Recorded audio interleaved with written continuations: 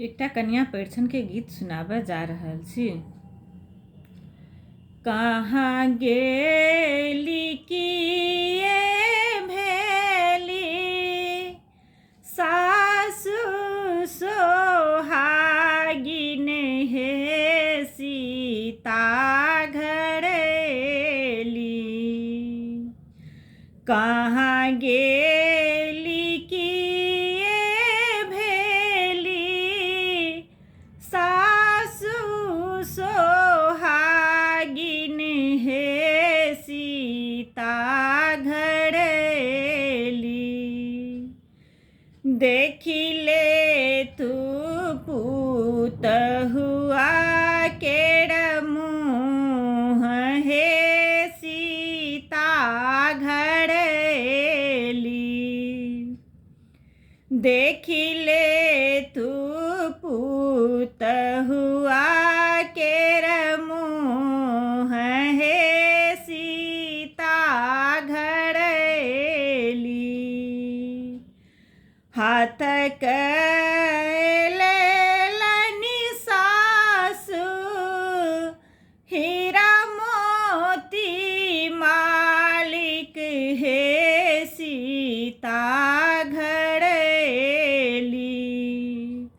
हाथ लेलनि सासु हीरा मोती मालिक हे सीता घर एली। बैसले तू पुतहुआ लंग जाई हे सीता घर एली। बैसले तू पुतहुआ लंग जाई हे सीता घर एली। हाथ लेलनि सासु सिंदूर के पुड़िया हे सीता घर एली। बैसले तू पुतहुआ लंग जाई हे सीता घर एली। बैसले तू पुतहुआ लंग जाई हे सीता घर एली।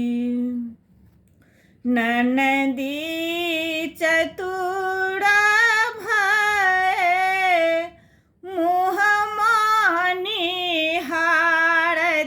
हे सीता घर एली।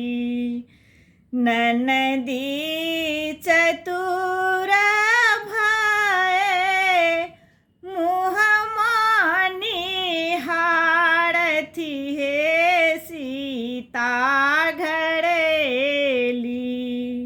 एक बेर खोलू भौजी आँखि हे सीता घर एली। एक बेर खोलू भौजी आँखि हे सीता